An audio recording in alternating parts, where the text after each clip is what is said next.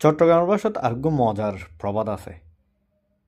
হায়ের লাই ভাত ফাতত নহায়ের লাই ধান ফুর। অর্থাৎ খাবার খাওয়া মানুষের জন্য ভাত চুলাতে বসানো হয়েছে, আর যে খাবার খায়নি তার জন্য এখনো ধান শুকাচ্ছে। বাংলা ভাষায়ও এই প্রবাদটি আছে। এটা হচ্ছে তেলা মাথায় ঢালো তেল, রুক্ষ মাথায় ভাঙ্গ বেল। এর মর্মার্থ হচ্ছে যার আছে তাকেই সবাই দেয়, যার নাই তাকে কেউ দেয় না। অর্থাৎ যে ভাত খেয়ে বসে আছে তার জন্যই আবার ভাত রান্না হচ্ছে, অথচ যে খাই নাই তার জন্য যে ধান শুকাইতেছে, রোদে শুকাইতেছে ধান।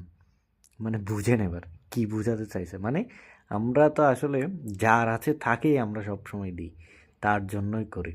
অর্থাৎ তেলা মাথায় তেল দিই। যেমন ধরেন আমাদের ব্যাংকগুলা মনে করেন, যারা শিল্পপতি রয়েছে, হ্যাঁ, ঋণ খেলাপি রয়েছে, তাদেরকে বিনা দ্বিধায় লোন দিয়ে দেয়।